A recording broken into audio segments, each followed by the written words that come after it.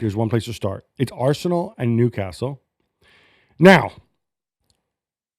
we need to talk about Arsenal's deficiencies, but I want to have a little bit of positivity corner here. Absolutely. Newcastle have won 7 games in a row.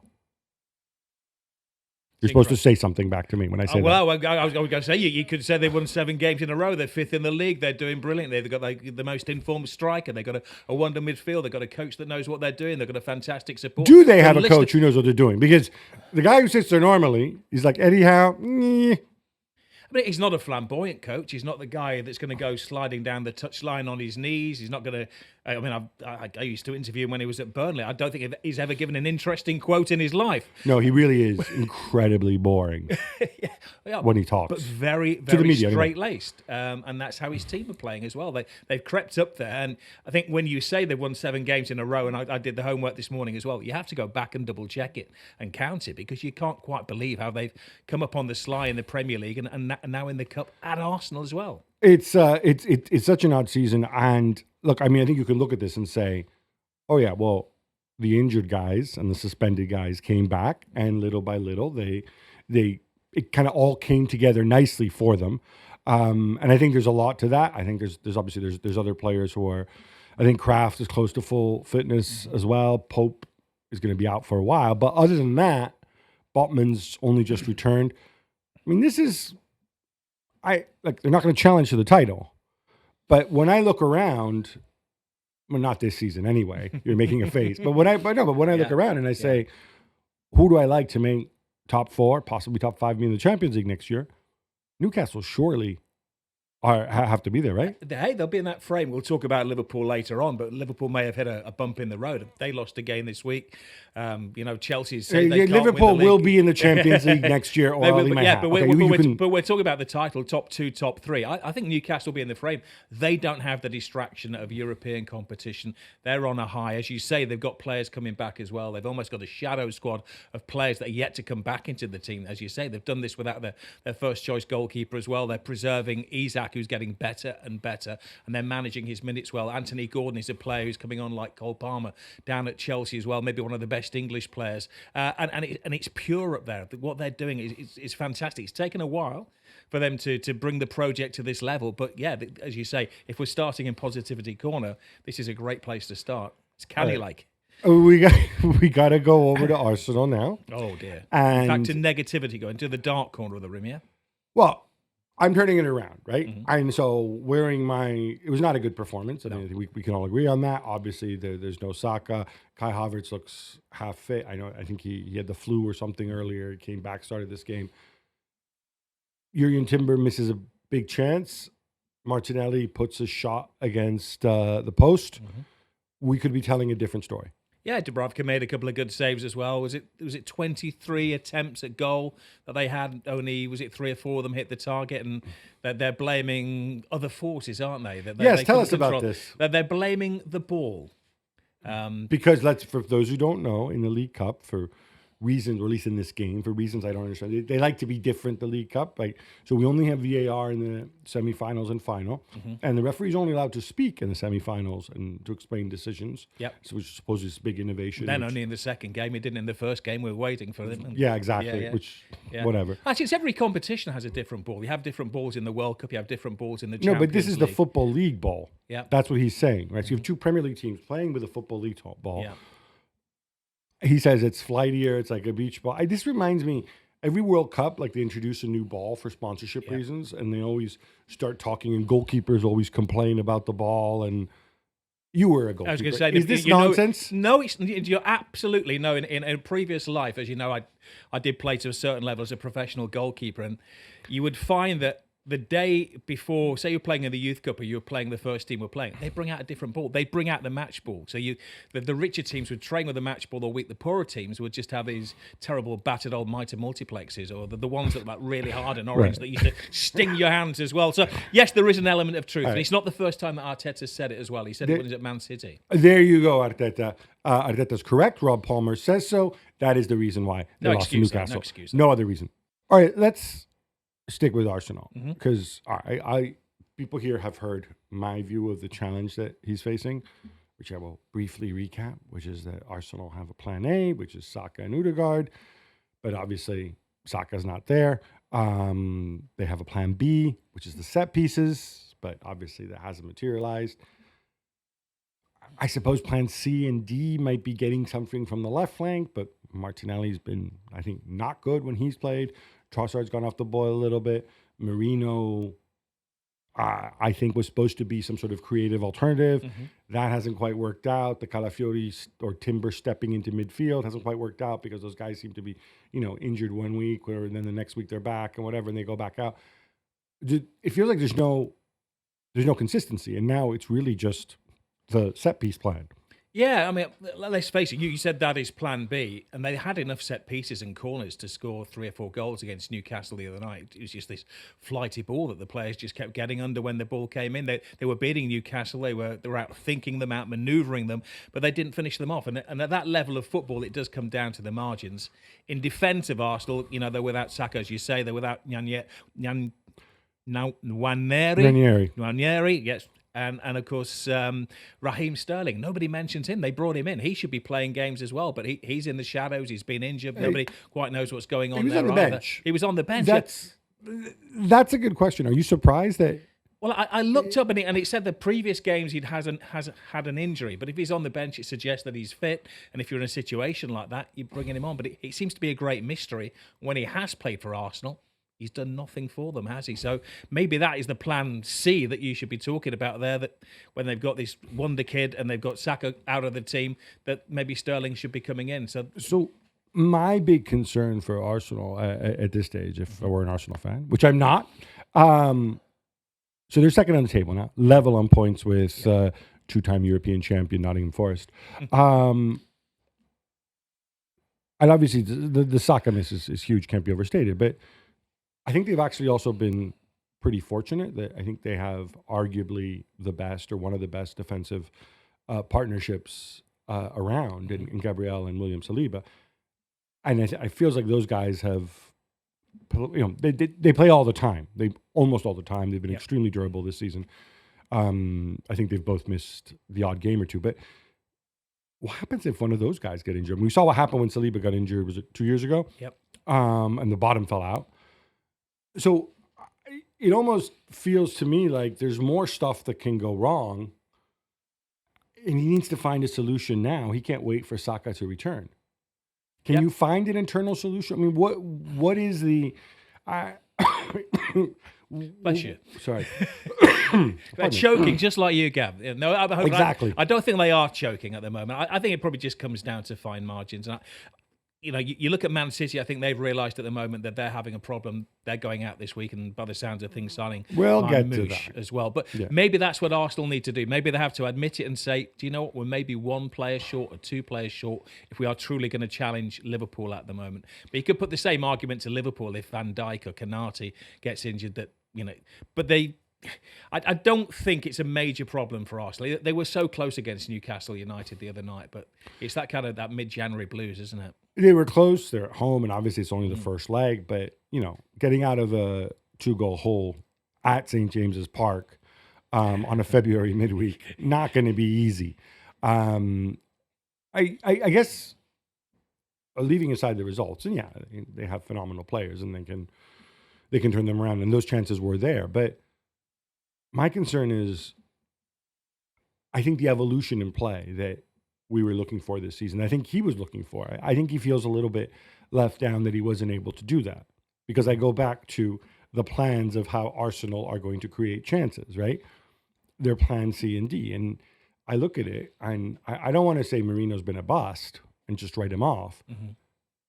But he was supposed to be that other creative outlet, right? When we talk about creativity coming from Arsenal's midfield, I've seen a lot of him in Spain. I think he's more of a destroyer than he is a creator. He's got the great goal at the Euros as well, and he can pop up with a goal every now and again. But I think he's a 4-goal a season kind of midfielder. No, but I'm not talking him scoring goals, but I'm talking about him just balancing out on the left what Odegaard does on the right. Yeah, because if it doesn't come from him, and obviously I love Georgie for obvious reasons, but he's older and there's other issues there.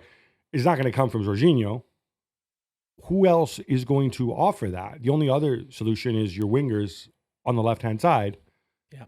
I hear what you're saying. Yeah, they're probably playing in a safe mode, aren't they? When you think about Arsenal, they've not found that other dimensions this season. You look at it, and maybe you look back 12 months ago, and it's probably same old, and there's not that little button that he can flick, and he doesn't have somebody as he looks alongside him on the bench. You know, the kid came in, did brilliantly, but now he's out of the team. So they probably need some inspiration, somebody to come through that you're not quite expecting. But I don't think the likes of Martinelli has gone on. Jesus isn't giving them the goals. Let's not get through with Jesus. Yeah. But maybe they've got to bite the bullet. Maybe they've got to bite the bullet and go out and bring in another dimension from outside. In terms of Newcastle, again, I want to remind everybody that they may be owned by the Public Investment Fund of Saudi Arabia, and they have a ton of money, and they're bringing all the players in the Saudi Pro League, but they've been run as a business. They have generally lived within their means. Yeah, obviously, the Salah sponsorship is a little silly, but whatever. It's still within. Yep. They haven't gone out and spent a ton of money. Yeah.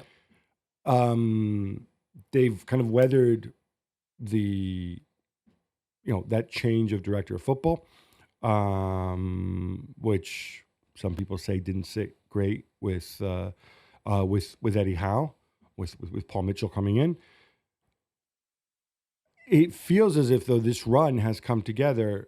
But it feels to me a little bit like, is this the kind of football Eddie Howe wants to play and can only play now that he has people fit? He has Tonali, that midfield in particular, the Joelinton, Tonali, Bruno midfield, which obviously Bruno wasn't there, but at the Emirates. Yeah.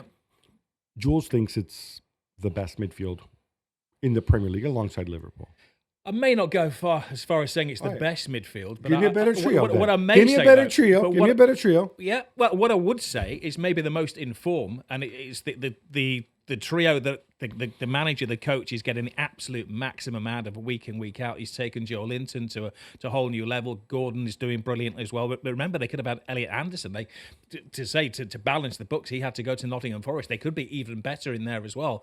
But in terms of working together and understanding each other and being able to go forward, which they do, but also then having the humility at Newcastle United sometimes to sit back and realise they're not maybe a top 3, top 4 team, and sometimes to kind of roll with the punches as well. So maybe they're not the most outstanding midfield trio, but I don't think there's a trio that's playing better together at the moment. I'd agree with Jules there. I was interested in seeing what are the knocks on Tonali at Milan, or even before that. When he came through at Brescia, he had the long floppy hair. He could strike a ball. People said, the new Pirlo, right? Because obviously Pirlo came from Brescia, and we in the media tend to be stupid and like, oh, look, he looks a little like him, plays this, And then in Milan, they became convinced that, you're not only are you not Pirlo, you're not a Pirlo type. You're not the playmaker in front of the back four. You can play in the half space to the side of the three, and obviously that's not why they sold him. They sold him because they got an enormous offer from Newcastle, and they would have gladly kept him. But it was interesting to me that in this game, he chose to put him in that playmaking role in front of the back four. That may have to do with Bruno's absence, but I think he's also played there when Bruno was fit as well. Can he do that? Or can he do that in a game like this where Newcastle away from home, they're obviously going to be much more defensive, much more counterattacking oriented. And so, you're really hitting the ball in transition. You're not being pressed in the same way. I mean, clearly, yes, because, as you say, he's an excellent footballer. I think he's taken until maybe the last couple of months for Newcastle and their supporters and everybody in the Premier League and in the English game to see what a good player he is. You guys know in Italy, he comes with a big reputation as well, but obviously had a tough start to life in the Northeast. Guimaraes is the man that catches the eye when he's playing. He's the star of the team with his flicks and his tricks. And maybe Tonali's been happy to sit back and to play in his shadows. But as you say, he's an international, almost world-class player as well. And it gives Howe that option of maybe the two of them just taking it in turns to have a little go and playing that 10 role behind Alexander Isak. And again, we're looking at dimensions of teams. It does maybe give another dimension to Newcastle United that is a project as a club, but as a team as well. He's also building Lego bricks, brick by brick, seeing what the players can do, finding out what Tonali is actually capable of. But again, maybe they've played in the safe mode, but maybe now he's taking a few risks as well. Then you've got the likes of Jacob Murphy there as well, who many people would have thought was a championship player, but he's now arguably one of the most informed kind of wide players in the Premier League. as is the other wide player. You mentioned him before, Anthony Gordon, and who you made an analogy with Cole Palmer. Which, because I'm it's Positivity Monday. Yeah. I did not jump down your throat when you said, like, I wanted to say, like, wash your mouth out with soap before you mentioned those two in the same sentence. But then I was thinking, you are on to something in the sense that when he gets the ball and he takes off, I mean, a very different profile to Palmer, obviously, right? He does have that threat about him, and he's so relentless.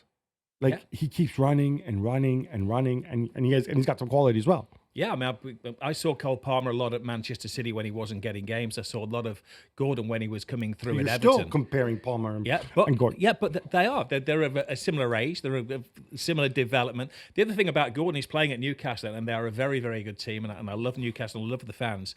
But there's a lot of talk of him going to Liverpool. If he went to Liverpool, he would take his game up to another level.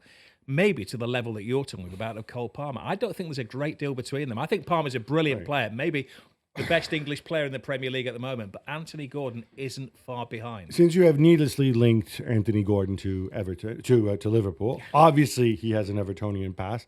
You're more familiar with the area than I am. Yeah. Does that not matter to anybody? Does that not matter to him? I believe, I'm told by my son who understands these things, that he was a Liverpool fan as a kid, and there've been a number of great Liverpool players that were Everton fans as a kid. Carragher, Fowler, McManaman, I think. We'll find out later in the day. It really doesn't matter on Merseyside. It's what colour you bleed at the end of the day, at the end of your career. Right. Which is why Don Hutchinson, of course, got away with it. We haven't mentioned, we've only mentioned him in passing, Alexander Isak right now.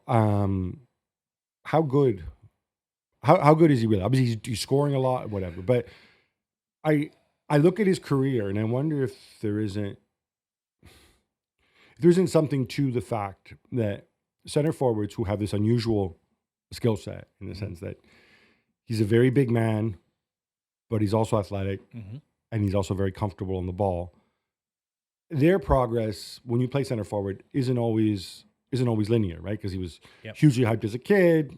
Kind of a bust at Borussia Dortmund. You know, let's be quite fair. live up to the expectations at Dortmund, did, and then came to Spain and played for Real Sociedad. And did better there.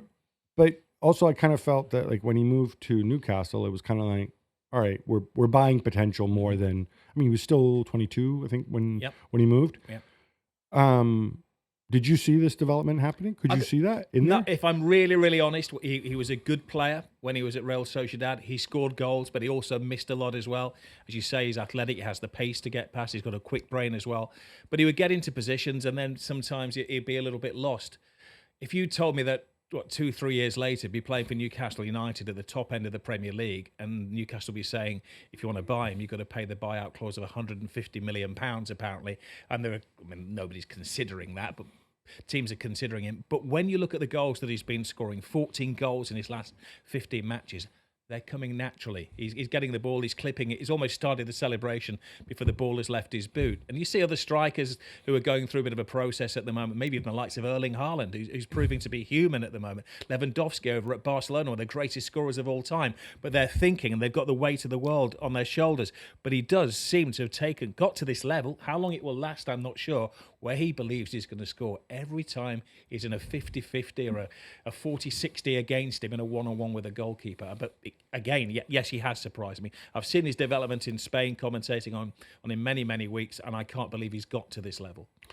All right, this is the part I hate when people ask me this question, so I won't answer. I'm just going to chuck it at you. Okay. Percentage chance that Newcastle will be playing in the UEFA Champions League next season? Next season? Yeah. Okay. I'm going to go 95%. 95%? Yeah. I'd say 100, but I just want to leave a little bit of candidate in there in case something happens up there. Yeah. Champions League, top 4? Yeah, Newcastle, absolutely, yeah. Could be top 5 even. Yeah, could be, yeah. All right. Yeah. So here you go. So Forest fans, I think he's the one. I think you're the club that he thinks is going to drop out. So I'm not saying Forest aren't going to be there. You didn't ask the percentage of Forest. We'll get on to that later on as well. Fair point there. All right, enough Newcastle. How about some quick hits instead? Absolutely. A late Marcus Bergvall goal gives Spurs a 1-0 win over Liverpool in their League Cup semi-final first leg clash. But Rob, should Bergvall even have been on the pitch? And what did you make of Spurs in general? Spurs in general, No. It's at the Bergvall thing. Yeah, Spurs in general, very good. We'll come to that in a second. Should he have been on the field of play? I don't think so. I mean, the referees will tell you they've been given this this law this year that if there's a chance that they can play advantage, they play advantage, but somehow they don't come back and book him, which doesn't make sense to me. Even Ange. Wait, the referees are saying that? Yeah, this is what Ange and Slot were saying after the game. They've been told by the Premier League, even though it was a League Cup game, that if they can play advantage, they play the advantage. But then they don't go and issue the card? They don't come back and yellow card, which to me just doesn't make sense. And to be fair to the Spurs manager, he certainly didn't think so. And Slot didn't make a big thing of it in his interview afterwards, but certainly during the game. And we found out who Sipke Hulshoff is now, because he's that guy who's been sitting next to him all season with a little iPad. And he's the guy that went crazy, having seen it. So we now know who he is. And Johnny Heitinga, just got to work out who the others are alongside Slot as well. But yeah, Johnny Heitinga is the handsome one. Exactly, yeah. He's the bald one, Slot. And they're all. And you have the angry one. Exactly. But I can't work out why they didn't let it play out and then come back and then offer him the yellow card. Because it was a yellow card offence. He was on a yellow. And I think, yes, he was a very lucky young man. Is it 2 bad performances in a row for Liverpool, or was this better than the United game? I think it's a reality check. They had their chances, didn't they, Liverpool? They didn't play that badly. The young they were keeper, better than Anthony Kinski. They were better, but it's a test of them. It's a bump in the road, and they're going to have a few more now because the players are physically fatigued, mentally fatigued as well, and there's a lot of issues going on off the field as well. By the way, shout out to Kinski.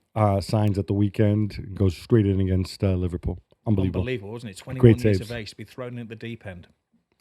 Gab, there's a terrifying moment early in the game when Rodrigo Bentancur was stretchered off. Yeah, obviously he goes for the ball.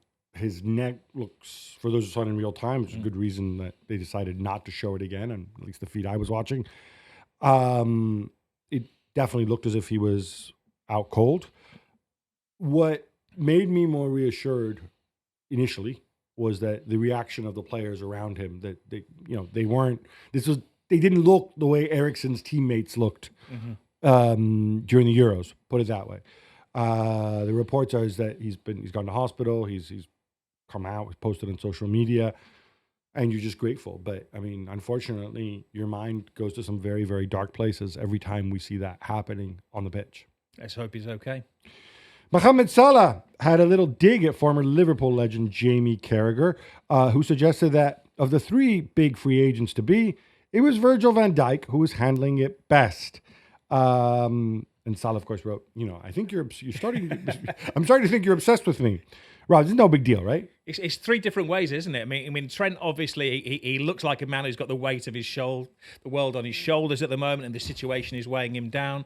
Then you got Mo Salah, who's having a bit of fun with it, and obviously playing Liverpool and his agents and whatever's going on behind the scenes, and he's decided to use social media. And you got Van Dijk, who just stands there like he's marking you from a corner and says absolutely nothing at all, and gives you that stare. If you ask him one more question, then he's just going to walk away from you as well. So it's a different approach from all of them. But I think of the 3, it's probably Van Dijk who's doing it the right way at the moment, and Salah who's having a bit of fun winding up Jamie Carragher with all this clickbait that Jamie gets involved in. I mean, look, I was going to say this. I reveal my biases. I really like Jamie Carragher. I have the privilege of knowing him for many, many years.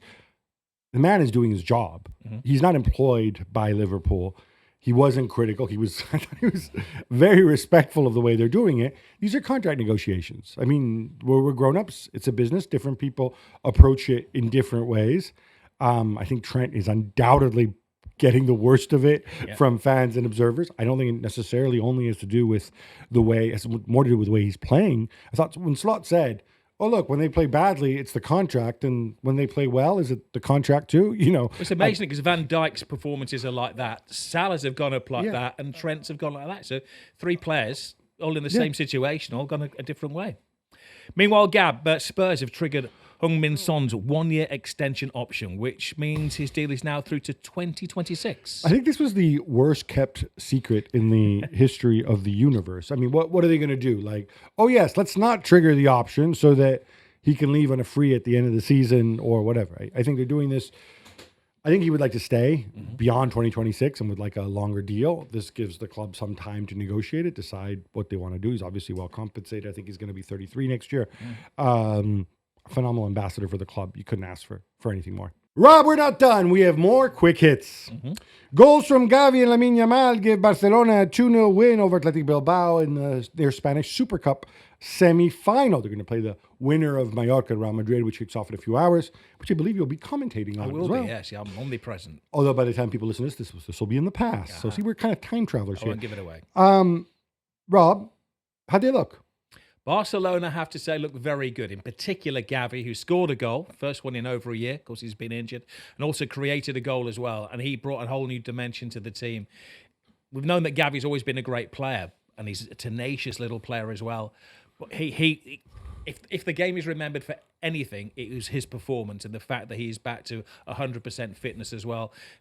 Putting Lamine through, he looked almost 100% fit. Lamine, he's had his injury problems at the moment, and they look very, very good. But there is a cursor in there that a couple of times they play in this very dangerous offside trap.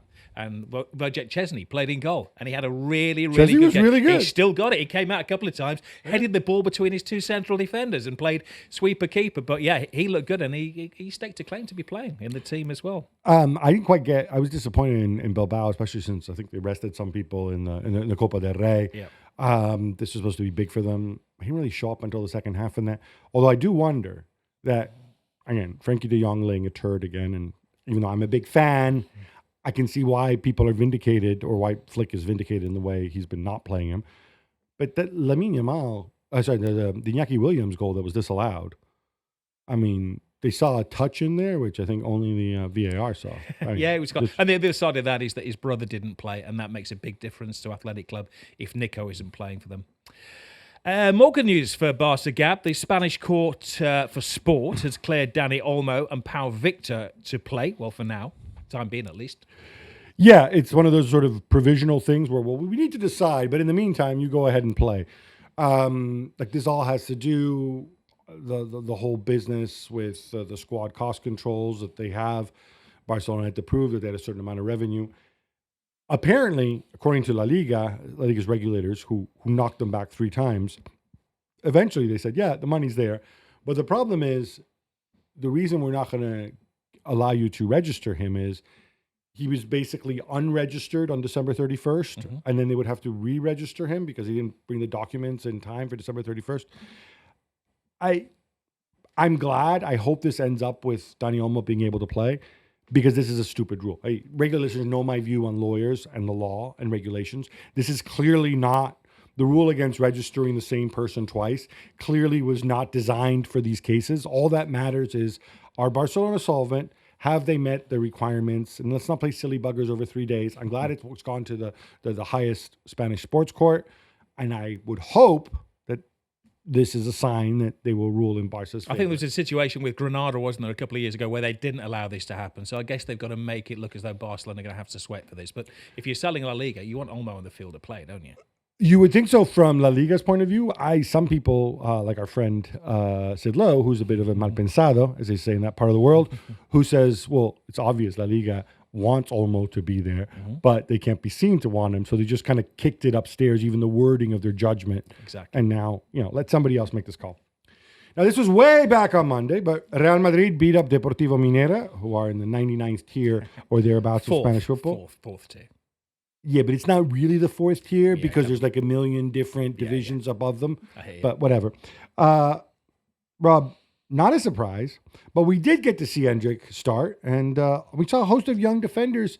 In addition to Raul Asensio, we saw not one but 2 Aguados, Lorenzo and his brother Diego. Might this solve the defensive issues?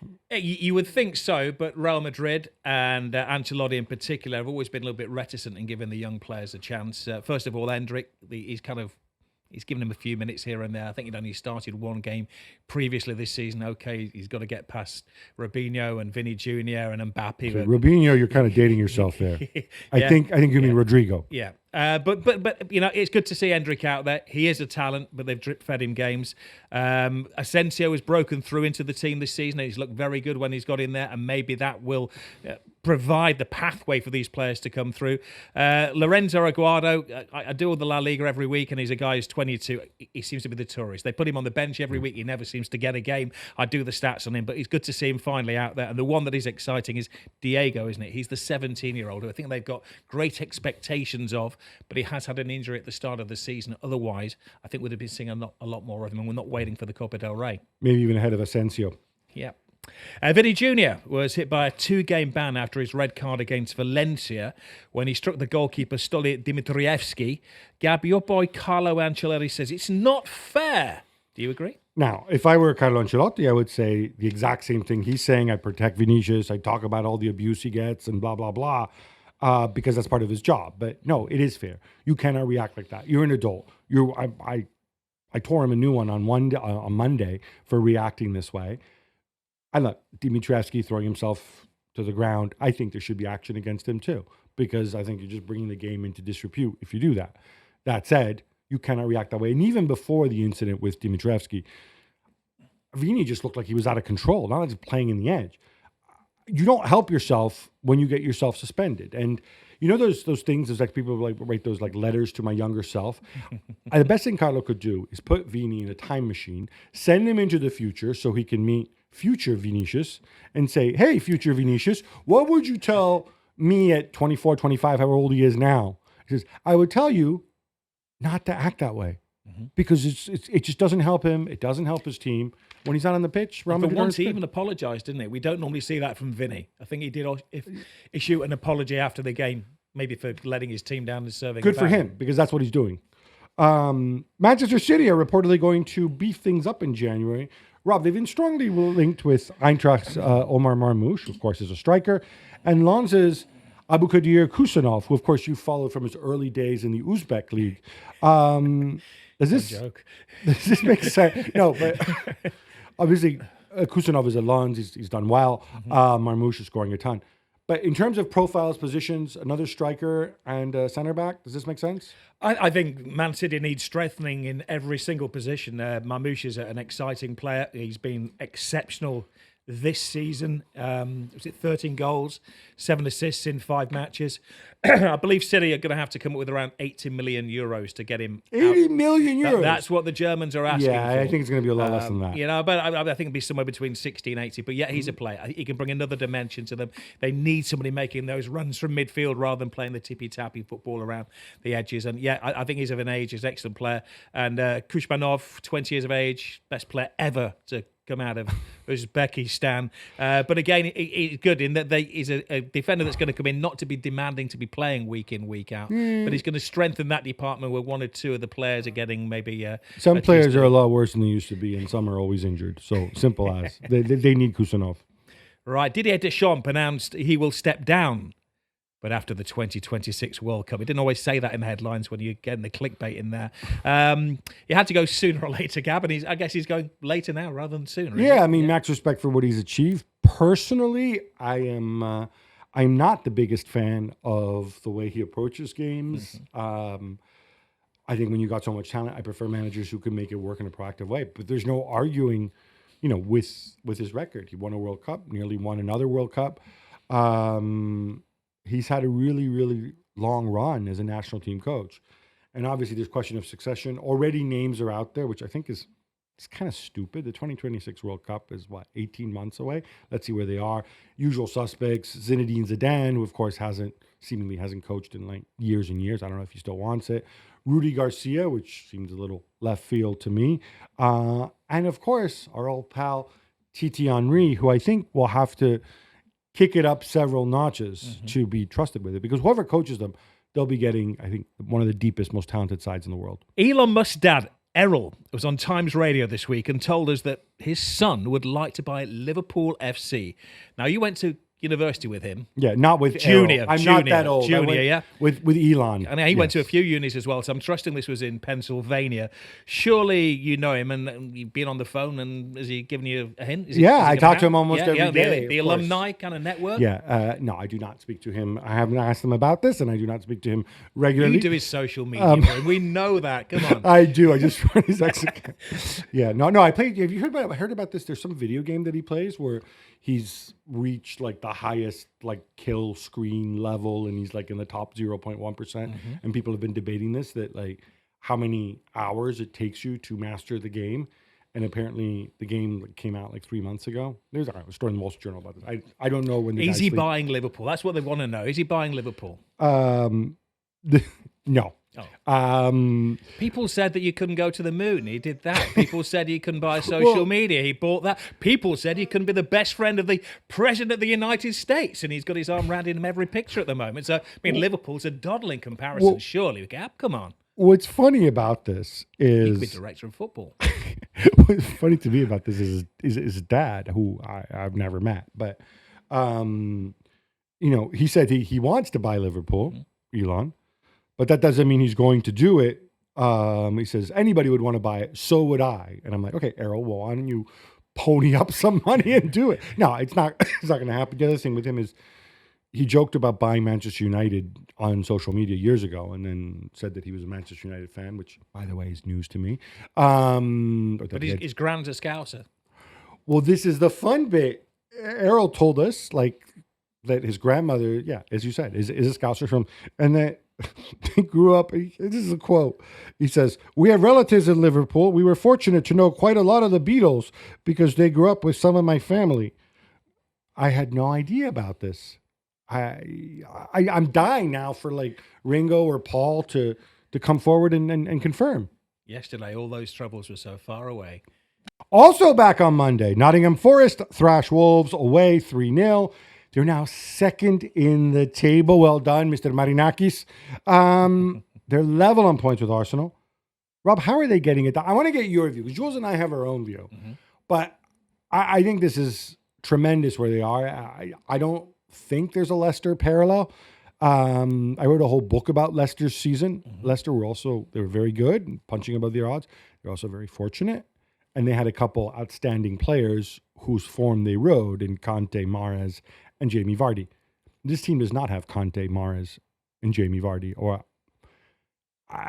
if I had to ask you who's Forest's best player, would you say Murillo? That's what I would say. You would say Murillo, yeah, who's obviously on the radar of a lot of the big clubs as well. I mean, Nuno, you could say, if you want to find a parallel with Ranieri, when Ranieri was at Leicester, he looked like he was enjoying the job. He's the most relaxed man in the world, wasn't he?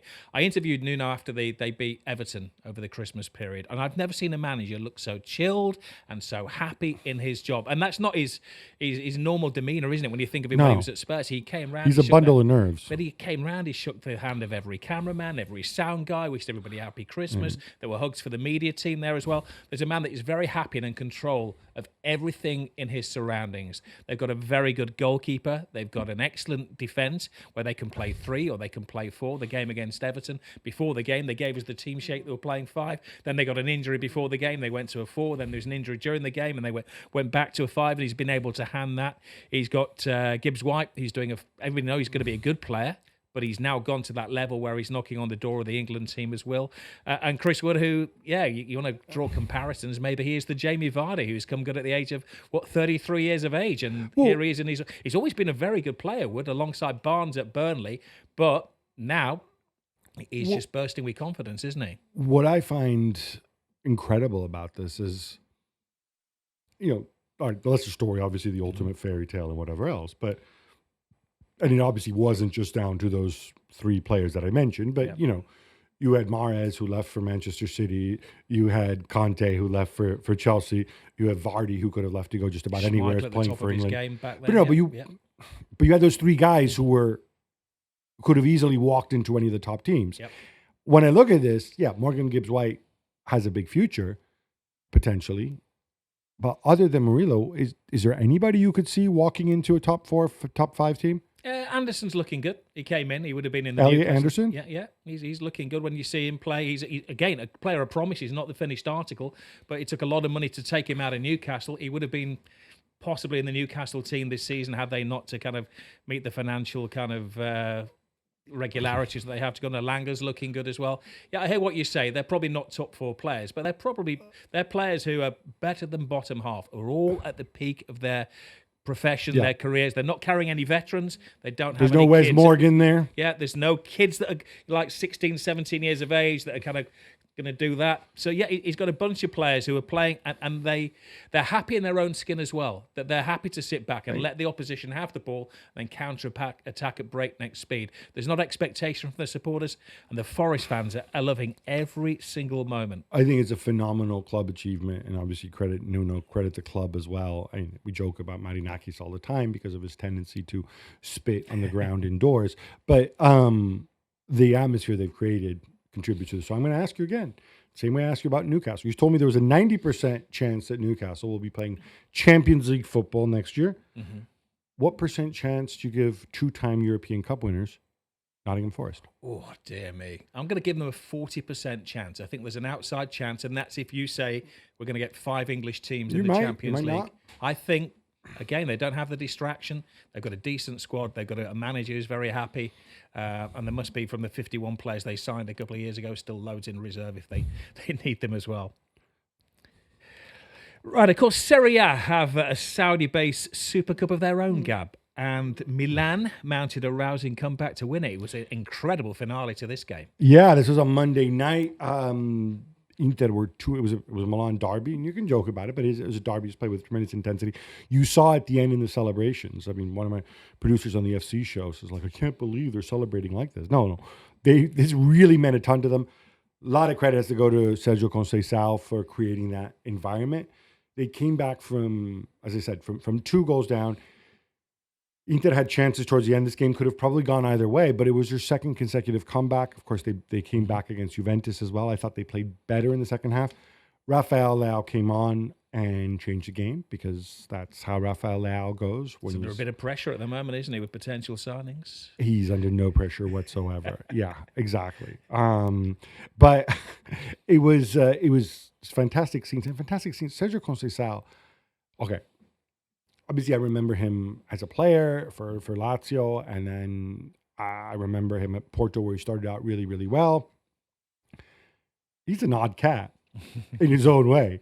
There's images of him dancing in the dressing room afterwards. He's got a big cigar in his mouth. It looks like he's doing some sort of odd dance, which is like part Michael Flatley, like Lord of the Dance. Isn't this a recreation of a previous celebration that he had? He's done it before, yeah. But I mean, nobody would. His celebration. Yeah. Who'd have thought he'd be doing it so early in his Italian career?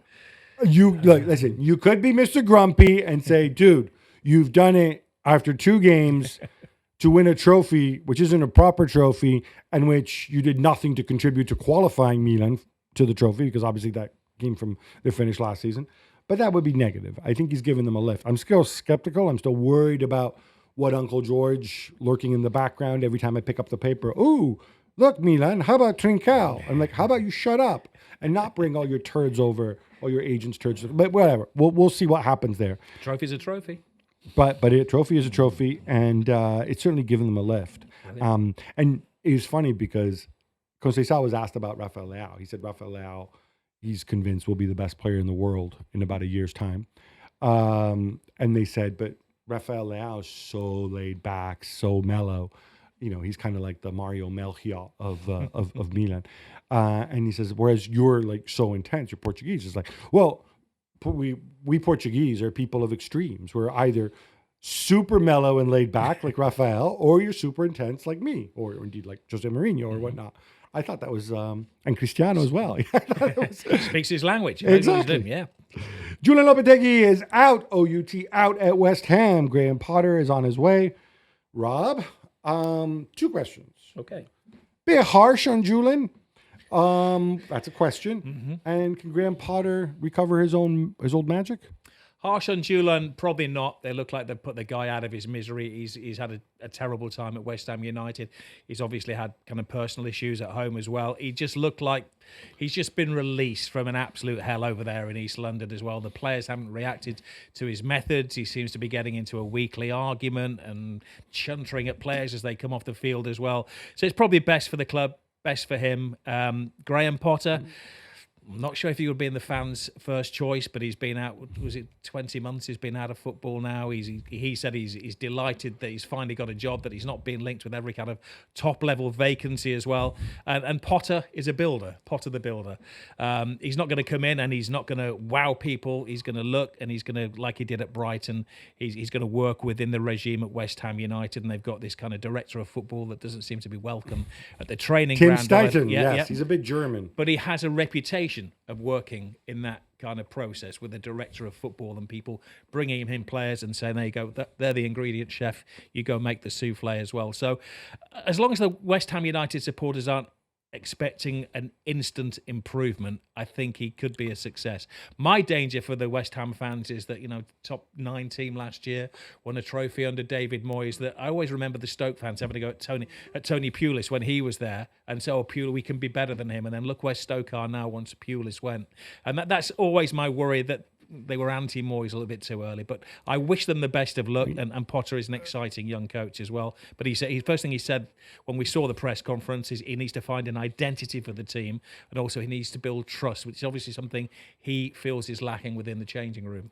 Yeah, I completely agree with that. I would also say they're lucky, fortunate that there's a big gap between sort of where they are and the 3 most likely relegation candidates that should allow Potter to focus on implementing what he wants to do and assessing the squad without necessarily having the pressure of instant results. Yeah, I'd agree. Contract talks with Dusan Vlahovic aren't going too great, Gab, I understand. Is that the way he's been linked with the swap for Joshua Zirkzee? I've not heard this one. Yeah, well, the thinking is, of course, Thiago Motta, Juventus got the best out of Zirkzee last year. A lot of United fans don't seem to like Zirkzee. This is a non-starter. United said, nah, Xerxes not going anywhere. Vlahovic actually would be I think, would be a really good fit for United in terms of the type of player he is and the style of play as an alternative to Højlund or to replace Højlund. The issue with Vlahovic is that he was bought under the old regime. He was bought for a ton of money. He has an enormous contract. He's on Marcus Rashford type money. And his deal's up in 2026. And if he doesn't extend, then Juve are going to have a problem. Juve don't want to give him away for less than he's worth. I think Vlahovic, when he's good, even when he's bad, and he hasn't been great this season, I think he's got 7 goals or something. Not a bad return, right? 1 and 2 on a team that's not scoring a lot, not playing particularly well. He's big. He's got an edge.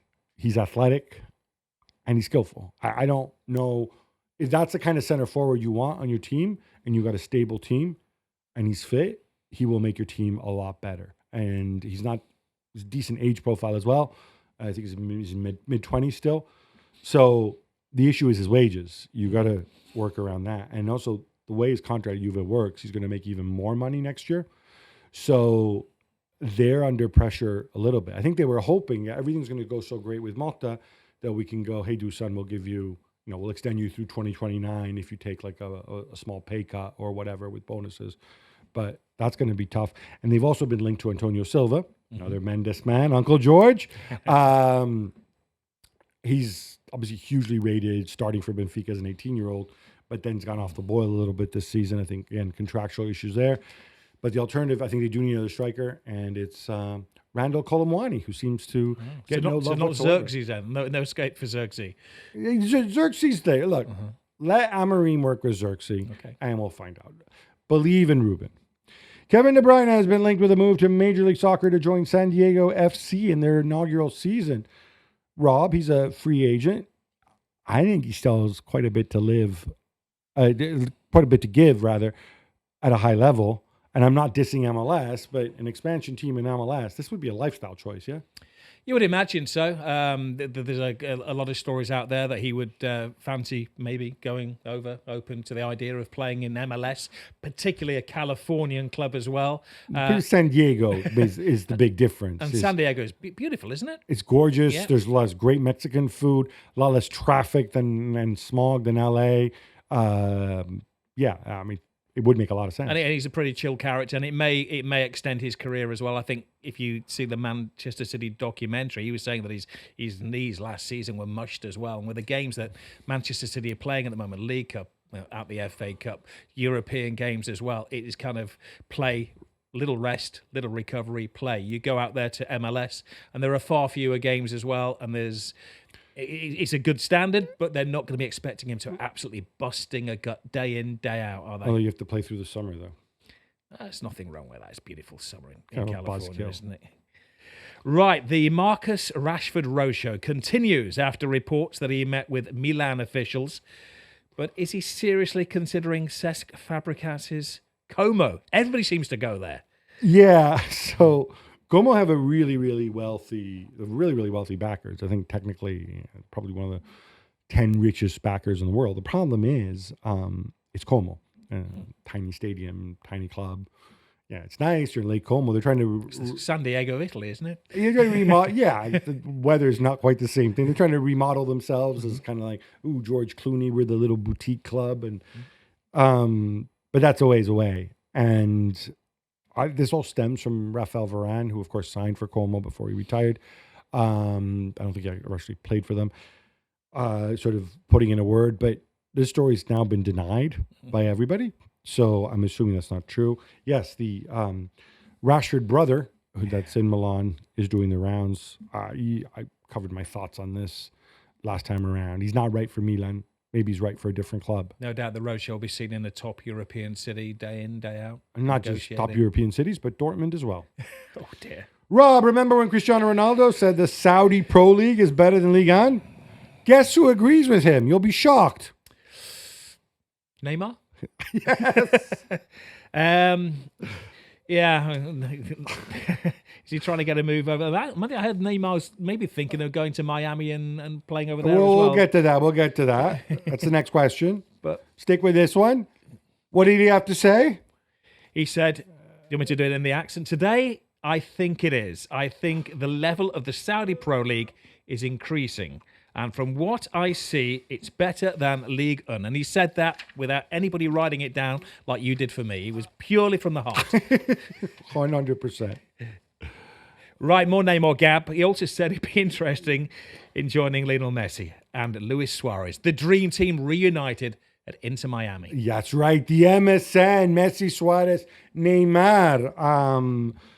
He says, interesting is the word he said. It would be incredible. Revive the trio.